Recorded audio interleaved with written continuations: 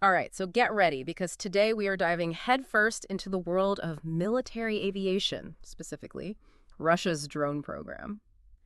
We're going to be talking about the Sukhoi S-70 Okhotnik-B. The Hunter bee. Yeah, or as it's more dramatically known, the Hunter B. And, you sent over these excerpts from its Wikipedia page. Yeah. And I gotta say, this thing is shrouded in more hype than a superhero movie.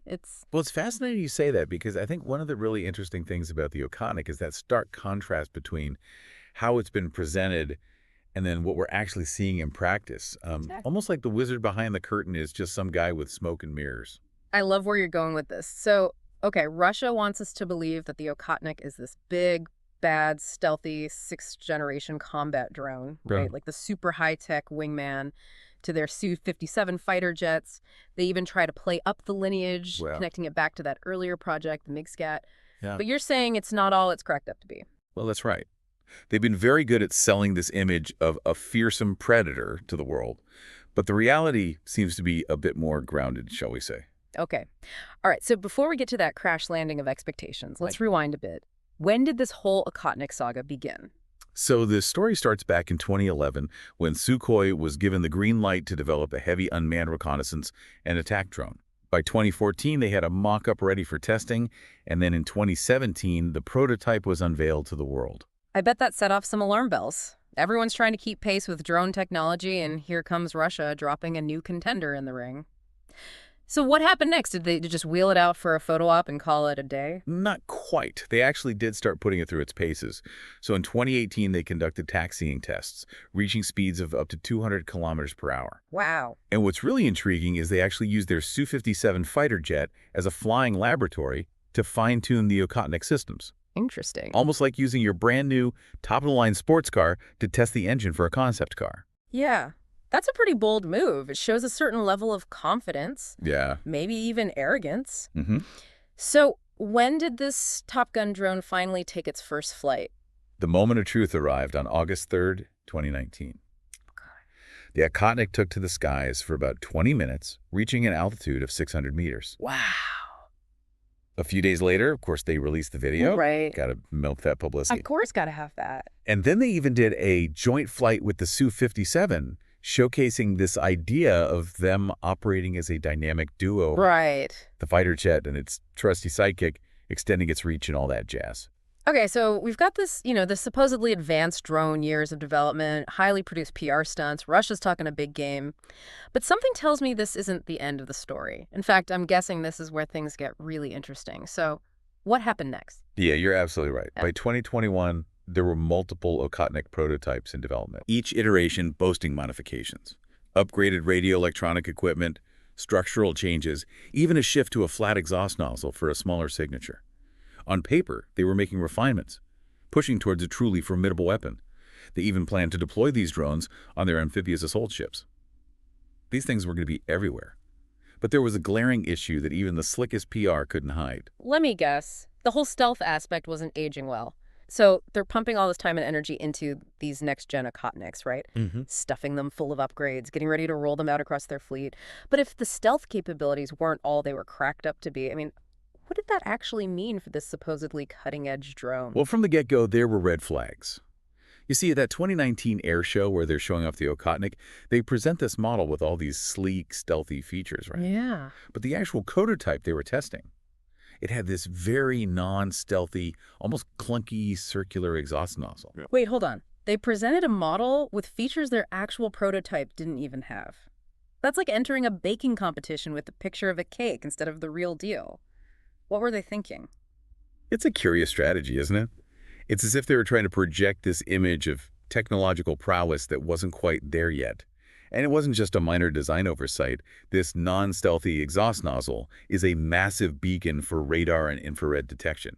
It'd be like trying to hide in a snowstorm wearing a bright red coat. Not exactly keeping a low profile there, but things took a turn for the worse, didn't they? Let's talk about that 2024 shootdown. That wasn't just any accident, was it? No, not at all. In October of 2024, an Okhotnik drone was shot down over Ukraine. But here's the real kicker. It was brought down by a Russian Su-57 fighter jet. Their own supposed wingman turned on them. Oh, wow. A classic case of friendly fire, you might say. but I think the implications go much deeper than that. Okay, you've got to walk me through this. How does Russia accidentally shoot down its own top-secret, supposedly advanced drone? It's a question that baffled a lot of people.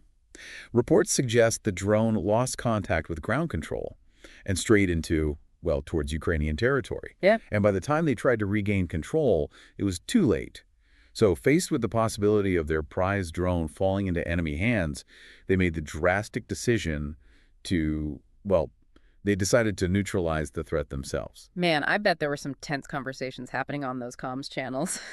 But talk about an intelligence goldmine for everyone else. So, wreckage recovered.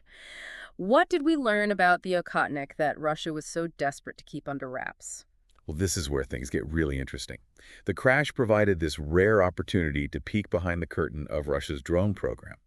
And what they found wasn't what they were expecting, and certainly not what Russia wanted them to find. You've got to give it to me straight. Yeah. Was this drone as advanced as they claimed? Remember all that talk about sophisticated guidance systems and autonomy, making it a true sixth-generation marvel? Well, the wreckage told a very, very different story.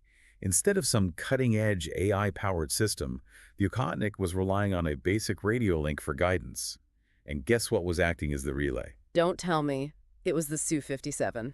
Bingo. Instead of this sophisticated network system, they were using their shiny new fighter jet as a glorified Wi-Fi hotspot for a supposedly sixth-generation combat drone. Wow, so much for cutting-edge technology. What else did this treasure trove of wreckage reveal? Well, amongst the debris, they also found remnants of an UMPB D-30SN glide bomb, suggesting the drone was likely on an active bombing run when it was shot down. But perhaps even more telling than the tech itself was Russia's reaction to the incident. What do you mean? How did they try to spin this PR disaster? They went into full-on damage control mode. Reports indicate they actually tried to obliterate the crash site with a ballistic missile. Wow, subtle. You can't exactly erase the facts when there's debris scattered for miles. I mean, what were they hoping to achieve? That no one would notice a giant smoking crater in the ground? It speaks volumes about their desperation to keep the Okhotnik's true capabilities under wraps. Yeah. But I think the damage was done. The world, and perhaps more importantly, their adversaries have been given a glimpse behind the curtain. This wasn't just a PR blunder. This was a very public and embarrassing exposure of their supposedly game-changing weapon system. So the question on everyone's mind is, was this downing just a fluke, a series of, unfortunate events, or does it point to deeper, maybe even systemic issues within the Okhotnik program? So we've got this incident that's about as clear as mud. Was it just a string of bad luck that led to the Okhotnik's downfall? Or, does this point to a pattern of overpromising and underdelivering when it comes to, Russia's military tech? Well, I think it's tempting to write it off as a one-time mishap, a perfect storm of unfortunate circumstances. But when you take a step back and you look at the bigger picture, you've got the inconsistencies with the stealth claims, that rudimentary guidance system. It starts to paint a more troubling picture, doesn't it? You're saying this might not have been an isolated incident, that there might be more going on beneath the surface. What does this tell us about Russia's military capabilities, particularly their, foray into drone warfare? Yeah, it raises some important questions, that's for sure. I mean, were they overselling their capabilities? Are there systemic problems with their technology or their development processes? This incident has provided a window into the reality behind the often grandiose propaganda. Right. And what we're seeing is a gap between aspiration and achievement. Okay, so let's say this incident wasn't just a fluke. Let's say there are deeper issues at play here. What does the future hold for the Okhotnik program? Can they recover from this very public, very embarrassing stumble? That's the million-dollar question, isn't it? I mean, This wasn't just a PR hiccup. This was a significant operational and reputational blow. Imagine trying to sell a used car after someone just watched it break down on the side of the road. It's a tough sell. Yeah. It's like trying to put toothpaste back in the tube. Exactly. Messy, frustrating, and ultimately kind of futile. This incident gave the world, and I think especially those keeping a watchful eye on Russia's military ambitions, a glimpse of their technology, their tactics, the element of surprise, the veil of secrecy. It's gone. It makes you wonder how this will impact Russia's future military strategies. Will they double down on the Okhotnik, pour even more resources into it, hoping to salvage the program's reputation? Or will they retreat to the drawing board, lick their wounds, and reassess their approach to drone warfare? Either way, I think this event has exposed a vulnerability, a gap between perception and reality. And in the high-stakes game of military technology, that kind of gap can be exploited. It's a stark reminder that even in the age of cutting-edge tech and supposed stealth capabilities, sometimes the most critical weaknesses are the ones you least expect. It's a good reminder for us all never underestimate the power of a reality check. And sometimes those reality checks come in the most explosive and revealing ways. Well, that wraps up our deep dive into Russia's Okhotnik drone program. We journeyed from the initial hype to the stark reality, from carefully staged test flights to a very telling shootdown. And while this incident leaves us with perhaps more questions than answers, it really highlights the importance of critical thinking and looking beyond the carefully crafted narratives we're often presented with. Thanks for joining us for this deep dive, and until next time, keep asking those tough questions.